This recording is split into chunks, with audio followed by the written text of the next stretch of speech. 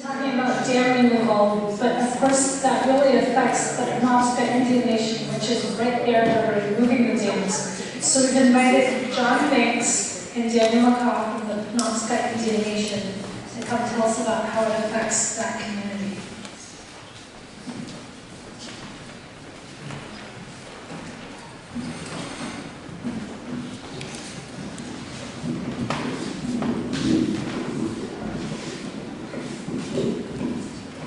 Can you hear me? Everybody? Yep. Hey, since it's right after lunch, I got an idea so that we don't put you guys to sleep. Why doesn't everybody just stand up for a second? Just stand up and stretch. Yeah, stretch your arms. Move around a little bit. Yeah, there we go. Beautiful. Thank you, thank you. So, I'm John, I'm the Natural Resources Director for the Penobscot Nation, also a tribal citizen of the tribe. My grandmother, full-blood Penobscot, born and brought up on Indian Island. My father as well, born and brought up on Indian Island. So I'm going to talk just a little bit about our history here in the watershed in the context of fisheries. And then Dan is going to tell us more about what we're doing today in our fisheries program. But before I get started on that, I want to address a comment that was made by the noontime speaker. Bruce mentioned that the fishery began in the Penobscot Bay in the early 1600s. Well, I think the correct way to say that would be that the written history of the fishery began in the 1600s. The actual fishery in the Gulf of Maine started about 10,000 years before that. You see, the Penobscot Nation has been here in this watershed for 10,000 years, the archaeologists tell us. And so in our stories, we have lots of information about our tribal members fishing the entire watershed.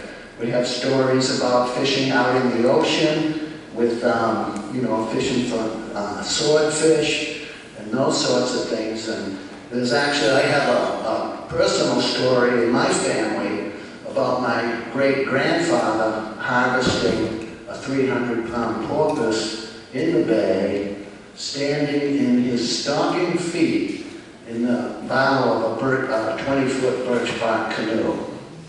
So we have a lot of history here. And we really have kind of a special cultural, and some people would say spiritual, relationship with the resources in the river. After all, it has provided our means of survival for thousands and thousands of years. You know, it provided the highways to get to wherever we needed to go to gather all of the materials for daily sustenance. So it's really hard to explain in words how we view as tribal people the relationship between us and this watershed. So we've always been involved with trying to protect the fisheries. After all, we depended on them. So one story I like to tell is the time that I was presenting at noontime to the Daughters of the American Revolution. And I talked about, like I'm talking today about our history on the river and stuff. And when I got done speaking, one of the ladies said, Mr. Banks, if it wasn't for the Penobscot Nation, the Revolutionary War could have come out very differently. So I was interested to learn about the role that my tribe played in the American Revolution. And what I found out was that there was an agreement reached and written down in the 1700s, mid to late 1700s, where our tribe, Penobscot Nation, agreed to fight with the colonists against Great Britain in the Revolutionary War. And apparently our tribe played a key role in that. that. And I mean, it's, you know, it makes sense. Our tribal members knew the terrain much better, knew the ecology, knew how to get around. And so, and then another interesting thing, you may ask how that relates to fisheries. Well, another interesting thing about that agreement that we reached with George Washington was that in that agreement, the colonial government also agreed to protect, in exchange for us joining the colonists in the war, they agreed to protect our lands and fisheries in perpetuity. Now, somewhere along the line, somebody came up with a different definition of perpetuity, I guess, because it was just a few years after that that we find that our tribal leaders are traveling to Boston to meet with the colonial government to protest the first building of the dams down in southern Maine on the Penobscot River. So we've been at it for a long time. We've been able to be more active in that arena since 1980, following the 1980 Maine Indian land claims case and our federal recognition as a federally recognized tribe. And so with that federal recognition, we were able to develop various natural resource management programs and institutions. And so we've been very involved in everything that affects this watershed, from the top to the bottom. We get involved in all of the hydro licensing proceedings and all of the discharge permits from the various industrial discharges. We've played a key role in a lot of those. And right up to the most recent project, as was mentioned earlier, the Penobscot River Restoration Project.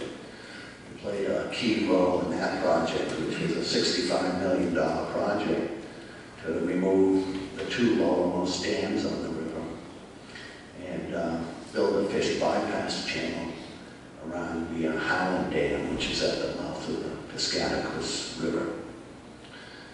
It's an exciting project. Dan's going to talk more about that and what we're seeing now in terms of fish returns as a result of that project. So again, I want to thank you all for coming out today, and I want to thank the museum for inviting me to come speak to you today. And with that, well, let me say one other thing. I have to say something about archaeology, because archaeology provides a great record, but it doesn't tell the complete record. You know, we have a saying at the tribe that goes something like, you know, dig up our bones, but talk to us too. You know, we're still here. So one time, I picked up the newspaper and there was an article that said, the mystery of the red paint people. And I thought, mystery? That's not a mystery to me. Those are my ancestors. And what I found out is that there were some archaeologists that were employed by the state of Maine that were trying to separate us from our history. They were trying to say that we're not descendants of the red paint people, that somehow these red paint people were here and they left, and then another group came in that's the true descendants or the true ancestors of the current day Penobscots. Well, that's a bunch of crap. The tribe wasn't consulted in that at all. If they had consulted the tribe, they would have found out that we have red paint burials right on Indian Island, which is the current home of the Penobscot Nation. great-grandfather, my father's grandfather, used to talk about where they got the materials to do the red paint burials. So, don't talk about us without us, please. So, just to provide an analogy as to how ridiculous that theory is, just imagine 1,000 years from now, 2,000 years from now, if they did archaeology digs in our landfills, they would have found that around the turn of the 21st century, the computer people were replaced. The typewriter people were replaced by the computer people. Maybe they'll theorize that someday, I don't know. But anyway, thank you again. Have Dan come up and talk about it.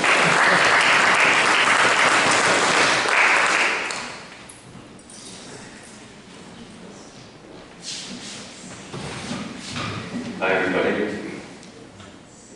I would first like to acknowledge where we are today. I'm sure there's a tribal word for this place, but today it's known as Searsport. But we are walking in the footsteps of the Penobscot Nation today, and I'd like to express my appreciation and thanks to tribal elders, both past, present, and future, for allowing me to be here and be a part as a representative. I work as a fisheries biologist for John Banks for the National Resource Department on Indian Island. And I'll tell you just a little bit about myself. My father was born in Massachusetts, my mother was born in Texas. They, in the 1970s, came here to Maine, to a little town called Burnham. Burnham is in the Kennebec drainage, and I grew up on the banks of the Searsport River. Currently, the Searsport River has the largest river herring run on the East Coast. That wasn't the case when I was a child. I never saw a herring my whole life until I became a biologist many years later. But right now, it's fascinating. The river is more alive than I've ever seen it. And that isn't because of anything more than allowing fish passage to happen. The state of Maine was lucky in that the river herring was not completely extinguished. So there were runs that were still alive in Penobscot and other places. So the state had some stock that they could start sprinkling around in other areas. But what they found is the stocking, although it helped to seed these traditional homes available-wise, it was really just allowing the elements to come in and that made all the difference. And then the lady in the video that we just saw made a great point that dams really have caused a lot of those issues, or most of all those issues. The picture on the bottom right is where I grew up. That's the Searsport River, where my parents owned the property. That picture is my son standing on the rock that I stood on so many times with my fishing rod in hand, my brothers scattered around. It was my love for the Searsport River that led me to the university, that led me to a career in fisheries biology, and that led me to work for the tribe. Before coming to work for the tribe in 2011, I worked for the State of Maine, first for the Maine Atlantic Salmon Commission, and then later on the Salmon Commission was absorbed into marine resources, and I worked as a salmon biologist for marine resources. So that we all come at it for different reasons, and the reason I put this slide open is because it's a very human thing. The young lady on the left, I was fortunate enough to travel to Northern California to the Hoopa Valley, home of the Hoopa Indian tribe. And their rivers, they call Trinity River, and they still have a spring Chinook fishery. So Mike Orcutt, who was the fisheries program manager and tribal member, his family, this is his daughter, they took me out to some of their gill nets that they had placed in the river. Went back generations and generations and generations within their family, but those were sort of the areas where that family fished. They were still fishing them today. I have never seen a Penobscot person harvest a salmon, but I did get to see a Hoopa Indian family harvest salmon on their own rivers and take it home with them, and it was an amazing experience for me. So this is why we do it. This is why I do what I do, is because the next generation and the generation after that, I'm hoping that I can leave the world a slightly different place and hopefully a better place with more fish.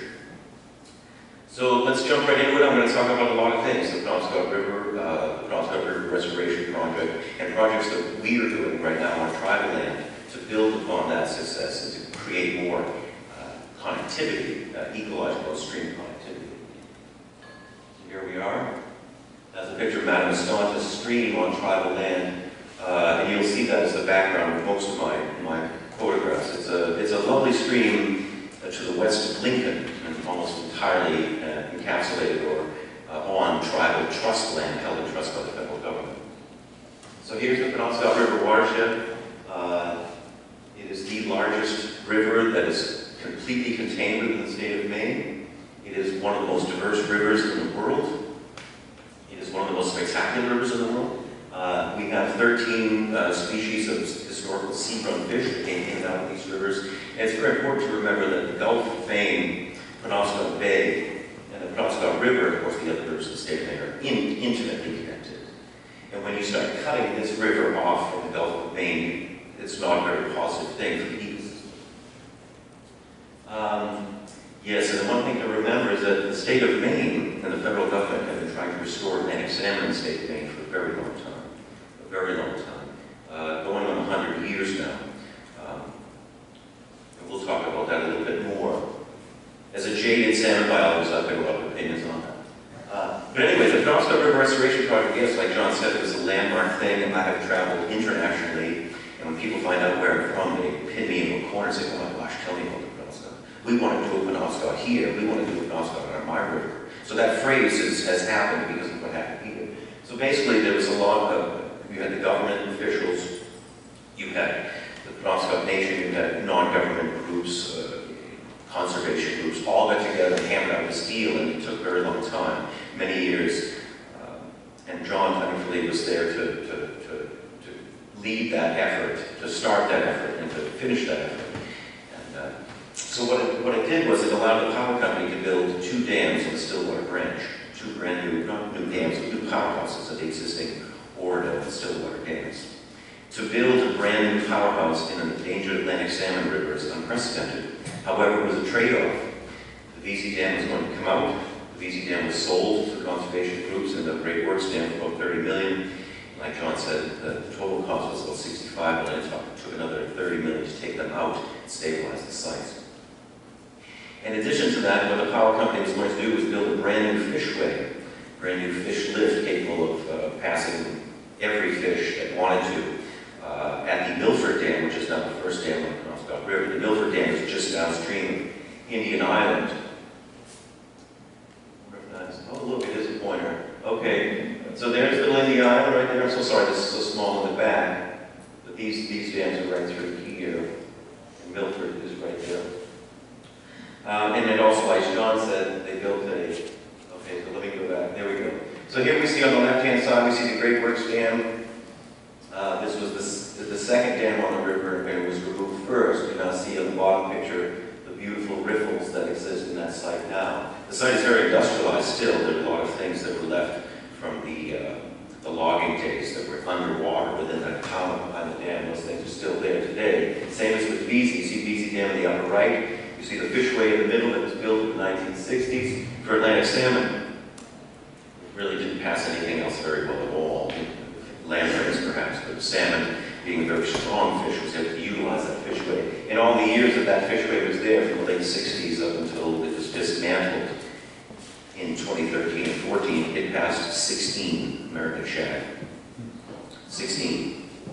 The first year the Milford Fish Lift came over, and they passed over 800. It wasn't that shad were stocked anywhere, it's just you had a fishway that could pass them. And thankfully the shad were resilient and held on to that small piece of habitat in the lower Penobscot River that was still available to them. Another thing that was built is this. This is probably the best fishway in the United States. This is the Howland Bypass Channel. So on the left-hand side of the screen, going diagonally, you can still see the dam there, and then this big whitewater channel that goes around. Most fishways, or the Milford Fish Lift, for example, is 10 feet wide, and that's fairly big. This is much bigger than 10 feet wide. There is no concrete. It is all rock. It is all rock. They did stabilize this, this front edge is stabilized. There's sheet pile in here, so that will never degrade. That level right there, the elevation of that controls this water level. So the townsfolk who would not allow the dam to be removed wanted to keep their impoundment because there was a lot of homes that are built in the impoundment. It was so historically significant to the local folks. And even though the trust would certainly like to remove the dam, this was the compromise that took place. This is the kind of fishery that we should have at every dam in America, except there's no room. There is no room for that. If you look in downtown anywhere where there's a hydro dam, there is no room to build a bypass channel as big as that. In addition to that, this is taking up a third of the river. The power company would be very, very hesitant to give up 1/3 of its generation in exchange for good fish passage. So this is really ugly, and I'm so sorry, but we need to just talk numbers for a minute. And the numbers I want you to pay attention to, so the Milford Fish Lift was built in 2014 right here. Now this is Blackman Stream, this is the lower tributary to the Penobscot,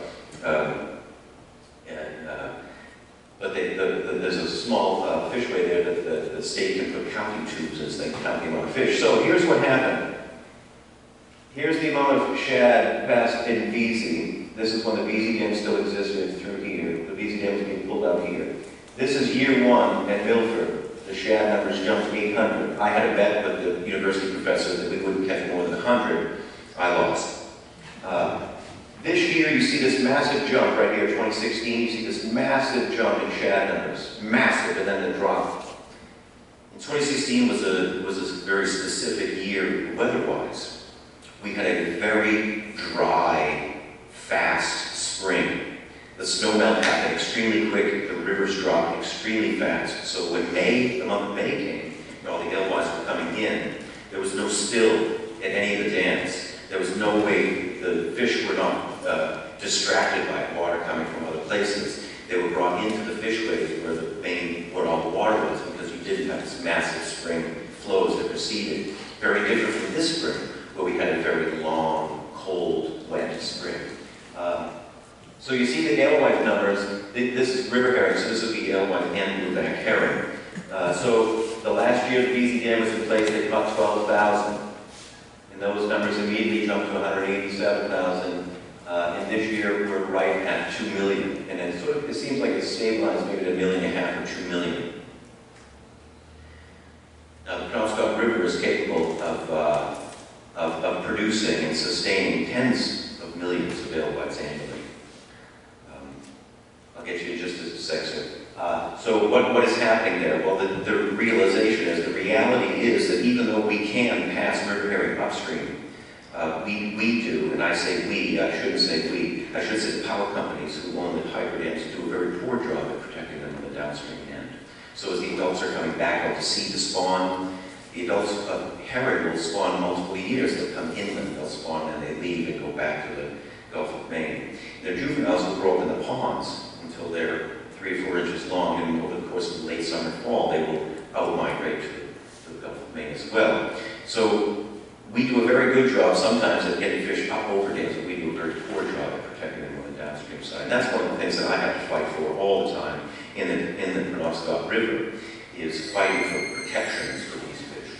Turbine passage is not really safe, timely, or effective. Yes, sir. Most of the species are showing a significant increase year by year. What happened with the Atlantic salmon? Yeah, that's a complex question, and one that I hope to get to a little bit more, but I'll address it a little bit right now. Salmon, like eels, need the entire watershed. The habitat for juvenile salmon is way up in the headwaters, and we're talking the west branch of the Penobscot River, upper east branch, and all the nice tributaries that come there, to include the Piscataquis River, which has lovely headwater habitat. Currently, there isn't a single fishway on the west branch of the Penobscot River. There is no fish passage at all on the west branch. It's a crime, it's a tragedy. Hopefully it will be remedied in my lifetime, but we'll see. The habitat that salmon utilized for those millennia has been dramatically altered. When TNT was developed, it was a great boon to the logging industry, because now every log jam that was caused by a piece of ledge or boulders or a hard turn in the river could all be blown up, straight shot down. If you've ever been up on Massago Stream in Baxter Park, it's one of the most wild streams in America. It's lovely. It's fantastic, beautiful stream. The history of logging on that stream is massive. They built dams all up and down that little stream. And you can still see today some of the remnants of that. So the reaches of the logging industry in Maine went all the way to the Canadian border. And those little habitats are still healing today. Now, I'm not saying that I'm not trying to make any sort of broad sweeping statements about that timber harvesting is bad. But what I'm saying is that the way the rivers were utilized as a method to transport the logs to Bangor, to cut them up and saw them and ship them around the world, the rivers were sacrificed. And people knew that at the time. They were sacrificing their fisheries for the industrialization of the rivers. People knew that and made that conscious choice. Now, maybe everyone didn't agree with it, but that's the way that it happened. So I would say of all the fish species that we try to restore in Maine, salmon and eels will be the last to be restored because they require the entire watershed as their home. Whereas you put in one alewife, okay, a male and female, 2 alewives, you get 10,000 back. You put in 10,000 salmon, you might get 1 back.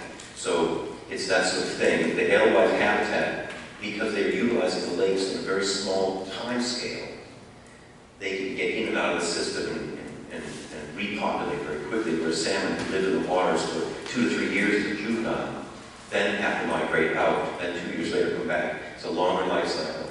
It requires that really intact watershed, so they'll probably be the last. But excellent question. So you can see, it's like a field of dreams, you know. It's, if you build it, they will come. And it's not that they are traveling from the ether, they're traveling from the lower river where they just couldn't get to. So you see this massive response, massive response in river herring numbers. It's great to see all the stripers coming up into the river, the sea lamprey as well. These numbers are not complete, and of course, these numbers are not necessarily representative of what's in the river. We do our best to... There is not a great deal of passage that happens over the Milford Dam. Maybe seasonally for a short amount, maybe some salmon that can sneak up through the ledges in the middle of the dam. Very few, and it happens early in the season. Most every fish would have to go through the dam where they're caught and counted. But these numbers don't tell the whole story. You can't catch every fish and you're not seeing everything. And oftentimes, these numbers are because of, like, the fishing conditions. When the river gets really dry in the springtime, you get a lot better catch efficiency of your dams than you do when there's a lot of water and this massive spill coming over the dams. Now, spill is great if you want to get fish out of the river, but it's not so good if you want to get fish to find the fish with.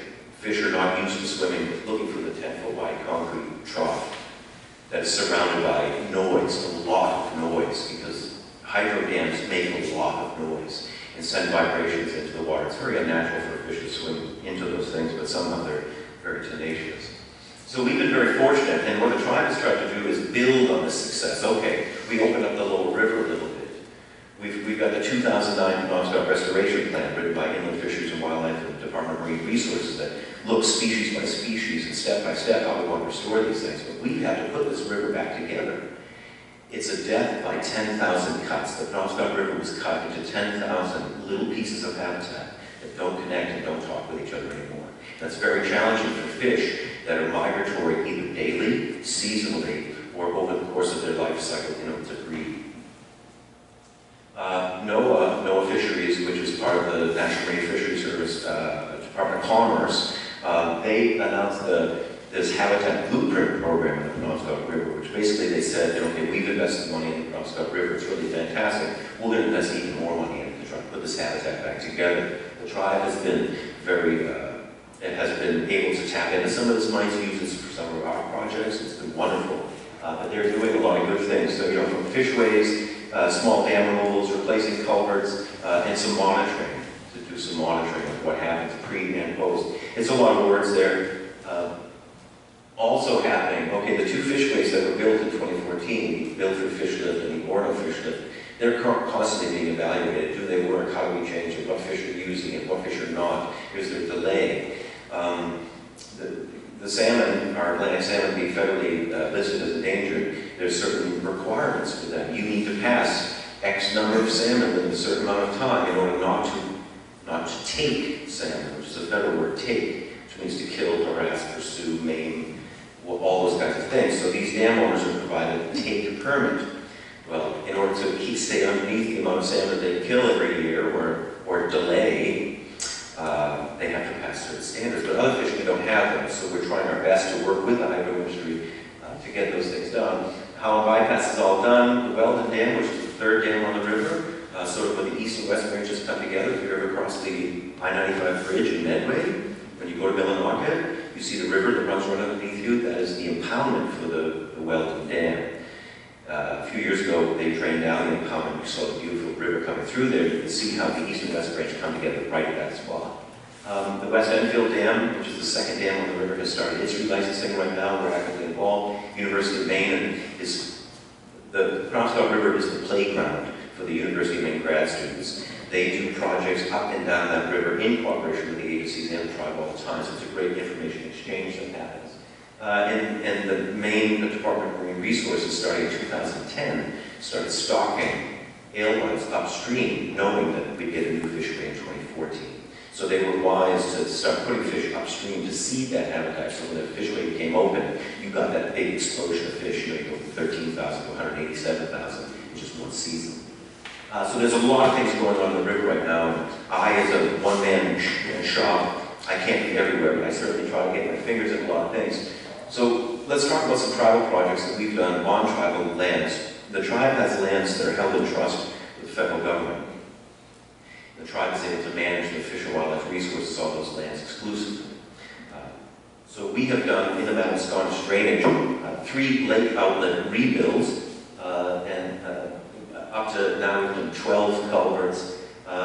We have allowed the state of Maine to stock since 2010 in Penobscot Lake, Little Penobscot Lake, and then a few years ago starting at South Branch Lake and East Branch Lake, and I'll show you where those are in just a moment. And we've also done some Atlantic salmon egg planting. So putting fertilized eggs in the gravel, in these waters. What's the culvert project? Oh, sure. So you have a logging road through the middle of the woods, and there's a little teeny stream that comes through. And traditionally they would have used, traditionally they would have just driven through it, or put logs and driven over it. But then they put round culverts in. Well, the culverts were traditionally undersized, not very well maintained, and they would clog. And when they do that, they would just build the road up, put another culvert in, and then build the road up, put another culvert in. Build it up. So what happens is you get a pond on the upstream side. You don't get any fish passage through because it's like a water cannon. The velocity goes through the roof as you put through the straw.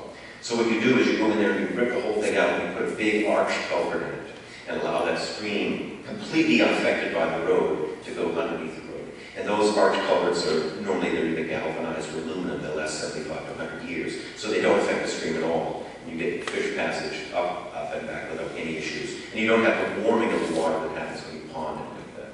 So that's, and I'll show you some great pictures of that. So here we are, on the lower right-hand corner, you see the town of Chester is pointed out. Just below that is the town of Lincoln. That's the mighty and majestic Penobscot River. So the blue block that you see there is tribal land. And Penobscot stream includes South Branch Lake, empties into Penobscot stream. Little and Big Penobscot Lake both empty into Penobscot stream. The East Branch Lake up in the northwest corner, that actually has its own, empties in a Saboa stream, which hits the Scapus River. So across this landscape, there were many, this piece of land has been managed as timberland for forever, since the Europeans got here. It's been managed as timberland. So there's roads everywhere, massive road network, and many dozens and dozens of stream crossings with impaired fish passage or undersized culverts and things. So here's the outlet of Penobscot Lake. Penobscot in the tribal tongue means a place of many alewives. This was also the first lake stock in the Penobscot drainage. But one thing they realized is that I'm standing on a bridge looking upstream. The lake is back here. You can see these timbers that are in here, this timber here. There was an old timber crib dam structure there that they would use historically to hold the water back and then flush it all at once when they were to send the logs to Bangor. Well, the water was no longer flowing over the top of it. This is in a drought season, but the water was sieving through it. So as alewives were trying to get in and out of this lake, they were stacking up on the top side dead. And so we worked with our partners, and this is the first project that I did in Penobscot in 2012. We built a series of these weirs. This was through the Department of Agriculture's Natural Resource Conservation Service, so the NRCS. They help do a lot of projects like this on private lands and tribal land. So the one thing we didn't realize was that it was kind of designed a little bit It was designed sort of to fit to where it was instead of to fit to where it should have been, if that makes any sense. The stream is not that wide. If you look downstream, the stream is about half that wide. So the river, you put things in a river, what does the river do? The river does what it wants to. A lot of times it'll hand these projects back to you, like, yes, all right, we just don't go that way, you know. So over time, the upper two weirs failed, but it actually provided this beautiful little whitewater tongue that came through. So really not an impediment to fish passage. There was a lot of sedimentation that happened. There's the stream. The stream can only maintain an open channel if it has the power to do it. Well, this stream didn't have the power to do it, so it started to fill in, dumping sediment here and there until it found that equilibrium for itself. But the one thing we have seen is juvenile alewives coming out of that lake, and I haven't seen them this season yet, although I've been looking. It's kind of a miracle to be there at the exact time when they're moving through, because they don't wait for you. They do it on their own. But we know that fish are getting in and out of this lake, and so even though the project looks different now than when we first built it, it is still functioning very well. So here we are in 18 and 19. You see the channel hasn't changed very much. It's recruiting some large woody debris as things are falling in there, and the beavers chewing some trees up. But it looks really nice. And so this is the first time in really 200 years that lake has been connected to allow fish passage in and out of that lake to the main river. Here is the picture of the East Branch Lake outlet. This again was a very similar structure in that you can't see it, but there's timbers that go across here. There's a big berm here and a big berm there. So in addition to building a timber creek structure, they also built an earthen berm or dam at the outlet of the lake. The timber companies would have 150 years ago, 200 years ago. So this really created a velocity barrier. Now a salmon can swim through 12 to 15 feet per second water. I can't, and an alewife would have real trouble, and any juvenile fish would have real trouble. So what we wanted to do was sort of widen that out, step it down a little bit to allow fish to come in and out. This was the original design was done by the U.S. Fish and Wildlife Service. Again, this idea of some weirs with a low flow notch in the middle, right here. And then as water comes up, it's sort of pushed towards the middle to create these nice pools in a step sequence. Here, this is right after construction. So you can see all the rock has been put in. The lake is behind you, and the stream is going forward. So the stream is just barely going through the low flow notch. This was built in September 2016, 3 years ago. Drought conditions here in Maine at that time. So in the fall, it was great to work in because you could work in the dry the whole time and not make a big mess. But at the same time, there wasn't much water there. This is right after construction, looking upstream. The lake is actually in the background here. There's a little channel that snakes around to get there. Here it is under good flow. This is springtime this season or last season. So you can see nice flow conditions, beautiful step, and then another step. So any fish, even you and I, can swim up through this. It's really lovely. You see the width has changed dramatically from the original photo that I showed you. Perhaps the most stunning project we've done on tribal land is the outlet South Branch Lake. South Branch Lake, almost 2,000 acres, I think, and the estimates are that it could produce a run of river herring annually of about 700,000 or 800,000 fish. It's very important to try to restore these runs for tribal members and sustenance fishing rights, reconnecting. So this is what the outlet of the lake looked like. If you look way in the background, the lake is out here. This is sort of a boggy area that leads to the outlet. So through the years, there was a berm here, a bunch of boulders, and somebody put in this piece of pipe and it had some stop logs in it to control the lake level. Well, it didn't really control anything because it's leaking all over the place. There's leakage all over the place. You see the beavers really loved it. Most of these sticks I got to handle 2 or 3 times because I pulled them out of this. So it's not a lot of fun, but it's the truth, you know. So we got together with everyone we could to try to partner on this. We have a long list of partners, both federal and non-government folks who joined in the party for this one. Here's another look at it. You can see this leakage all over the place. This is about a 2 to 3 foot drop. So there was no really clear zone of passage for fish to get in or out. It would have been really hit or miss for fish to get in and out of this lake. So we met with the camp owners, because half the camp owners are non-tribal and half are tribal. And we said, okay, we're going to set the lake level. Now we can't control Mother Nature or the rain, but we can control the elevation right here and how that lake responds to spring flows and the melting of the snow and all those kinds of things. And so after 3 to 40 years of outreach, John's message to me was, Dan, do not create any enemies up there. And we did our due diligence in reaching out to the community. And we came up with this plan. It was originally concept was kicked around between U.S. Fish, NRCS, and a private engineering firm. Wright Peters eventually did the final design. So this is the lake up here, and here's the low flow channel that sneaks down through. And this is the upper edge. This is sheet pile driven in because the ground here is very soft. And the worry was that under high flows, it would undermine and blow up the structure. High flows would do that. But by putting sheet pile here, you set a hard elevation level for the lake. So when the lake comes up and down, it still has to hit, it's hitting this barrier at the end. And this piece here is really a boulder field. Just a bunch of boulders all strewn in here to break up the water, to break up the power, so that any little tiny fish who wants to sneak up in here can. So here it is, I even put that little yellow tag in there yesterday, so I remember. This is 16. This is right after construction. Again, extreme drought conditions, beautiful foliage. But this is the low flow channel. You see that little bit of flow that sneaks down through and connects down into the stream. The lake is behind you in this picture. So this is right after construction. And it's, like I said, extreme low flows, maybe 1 or 2 cubic feet per second here. I mean, your faucet or garden hose could also put out this much water. But it is a defined little tongue of water, fish can get in and out. Here it is looking upstream just after construction. Here it is the next season in the springtime with a lot of water in it. So you can see how the water spreads out over the fishway. You get all this diversity of flows.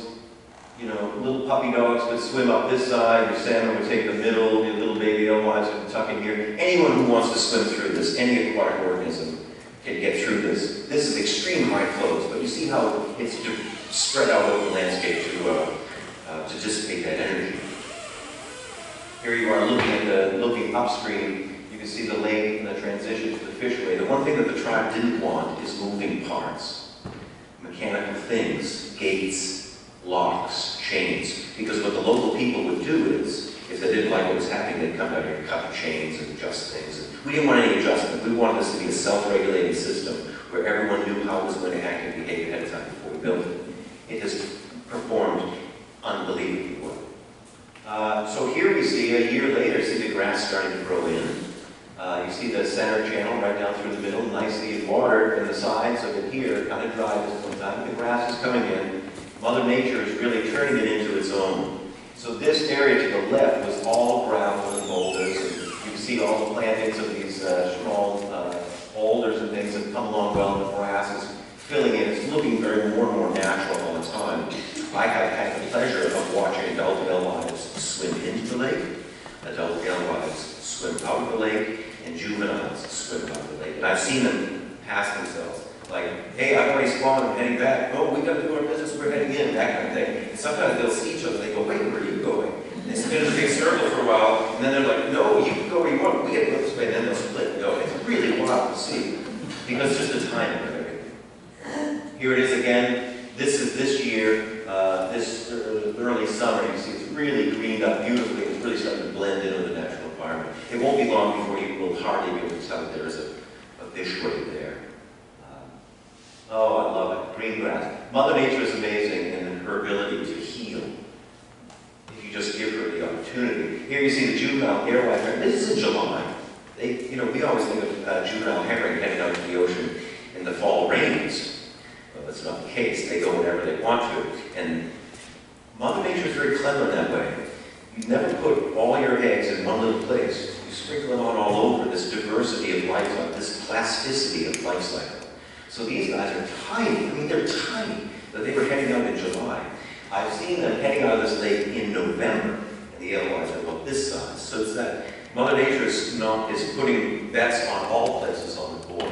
Not just on one, but all over, which is why this species is so resilient. Okay, culverts. The map I showed you earlier is a version of this map on the left. You see this block of light yellow. All these dots are points where there is impaired connectivity. So this road stream crossing is preventing the fish from moving in and out as they want to. So we started to, okay, let's do as many as we can. Let's start replacing these with something that's more conducive. So we got together with our partners, and we've done a total of 12 now, mostly 3 a season. The picture you see on the right-hand side, this is what they call a beaver deceiver. This thing, you see it's fallen into disrepair, but beavers are, well, they're everywhere. They love to fill cupboards with wood. So you see, this is another beaver deceiver that's fallen into disrepair, but you see the culvert. I mean, this is a beautiful little stream, but it's just, the road is causing the stream to be broken at one time, disconnected. So what we do is we put in things that look like this. Now the reason that this water here is impounded is because the beavers built a dam just behind us. And so these went in the first batch went in 2015, and this is a cute story. On September 30th in 2015, we got 4 to 6 inches of rain in the Penobscot area overnight. Massive storm event, like 100-year storm event, massive storm event. I get a call from John, like on a Sunday night, Dan, we've got people who are trapped in their camps because they can't get out because the road has been blown out. And I'm thinking to myself, I hope that's not one of the culverts that I just did. I really hope it's not, because here I was telling everyone this is like the greatest thing since sliced bread and smoked alewife, and now I've caused infrastructure problems. Well, none of mine got blown out. None of the projects that we did got blown out. We purposely made these extra large to handle the 100-year event, and they did handle it. And the warden supervisor said to me, he said, Dan, I've been on the landscape a long time. He goes, all of these would have been blown out. All of them would have been. And it's because of your projects that they didn't. So that was really good affirmation we were on the right path. This one is a low-profile arch made out of aluminum.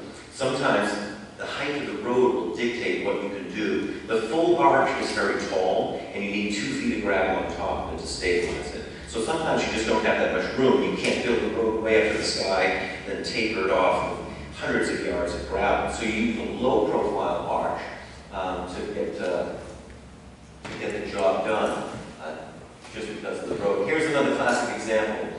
This is the new culvert in place. You're looking upstream. This whole area was flooded because of the poor culverts before, and the culverts were set too high, they call it perch. So we flooded that area and killed all those trees. You can see this is wildly glacially dominated, all these boulders. The glacier left them there. This is all glacial till, this whole area of glacial till. But the river is still finding its original channel. It's still finding it, even 2 or 3 years later. This is all, I don't know if I have a picture of it, but it's cleaned up. Oh, there's one. It's cleaned up quite a bit. Now, this was all forest originally, but you can just see the stand of dead trees that were killed. These examples exist. There are 10,000 of these on the landscape of Maine, 15,000 of these in Maine, and I've only done a dozen.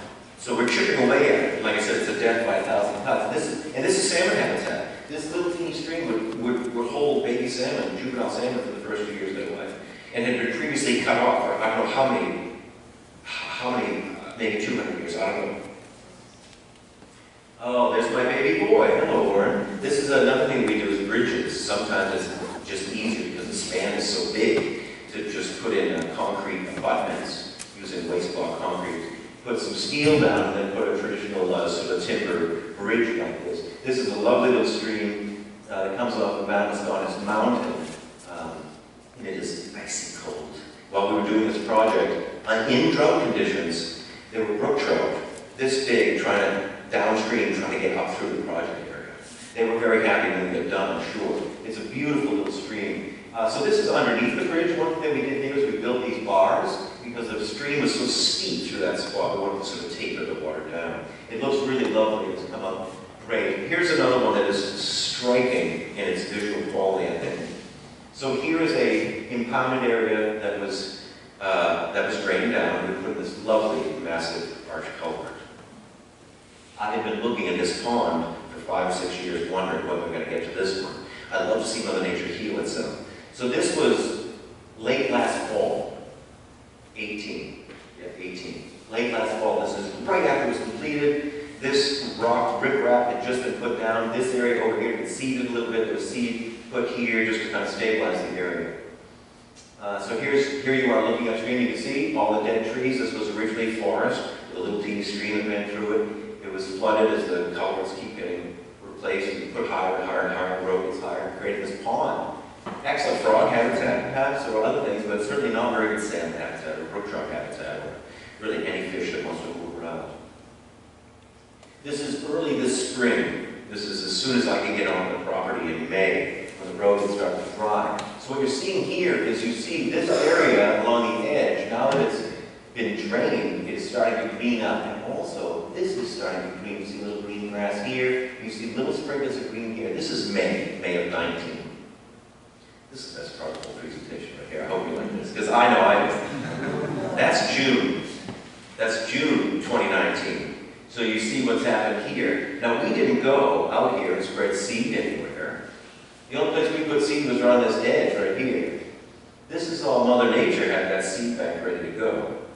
Mother Nature had all this in reserve ready, and Mother Nature heals just like that. So when they talk about animals leaving mud flats that are an eyesore forever, it's just not true. As soon as Mother Nature, if you dig up a place in your flower garden and you leave it bare dirt, how long does it take before the weeds have taken that over? Like 6 minutes.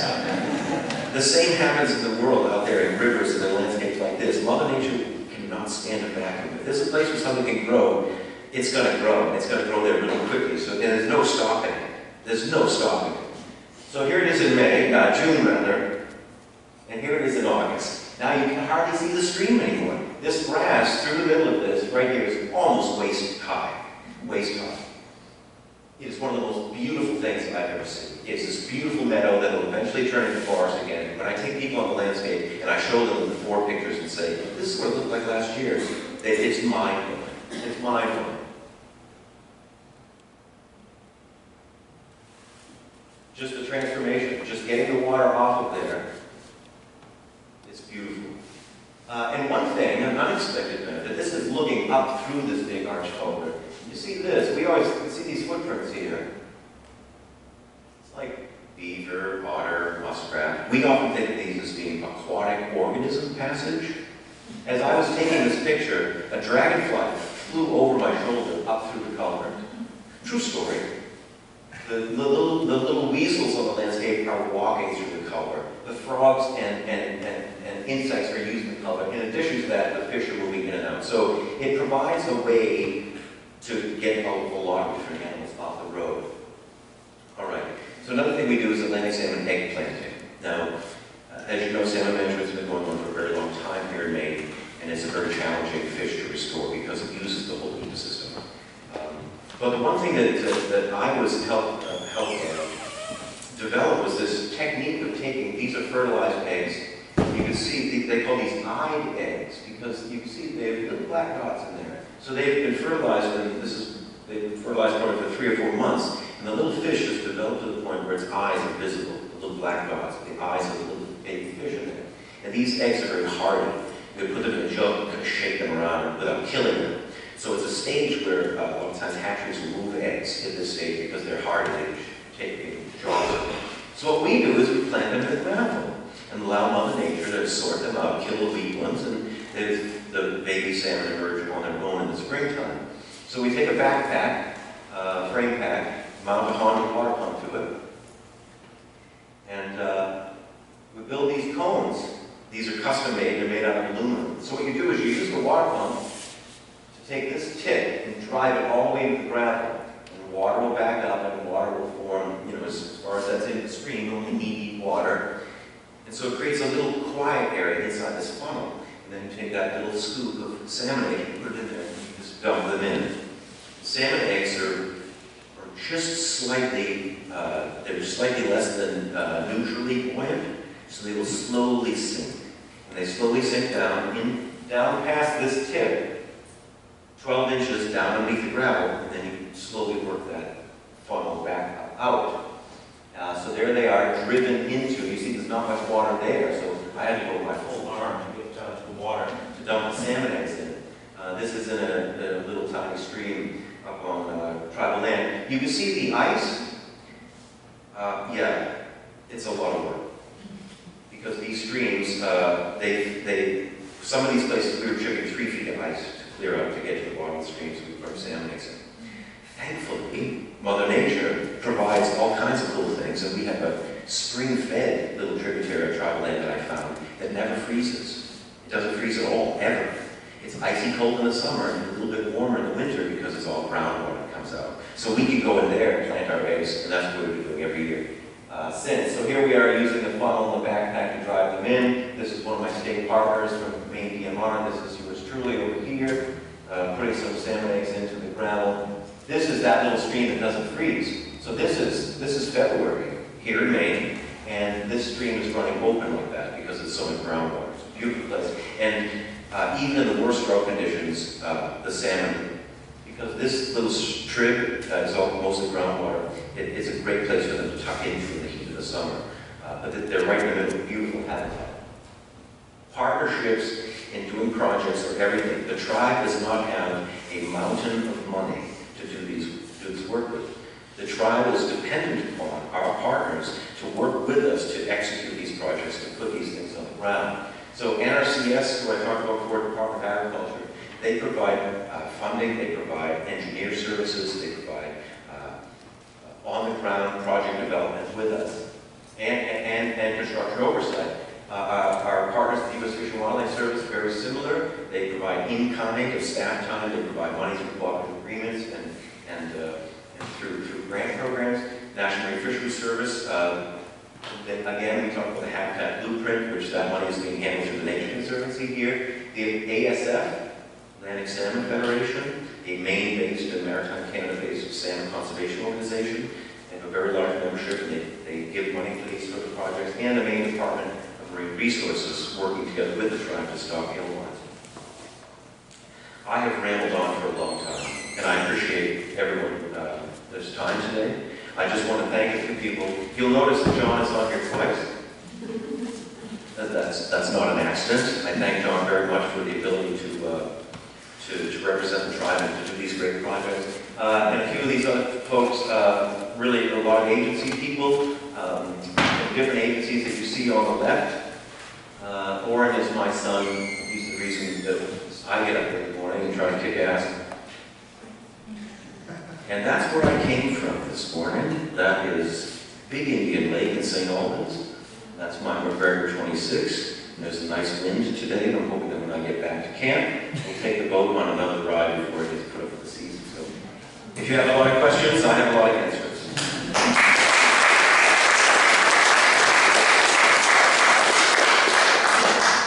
One quick question. How much, on average, does one of these over projects cost? That's a good question.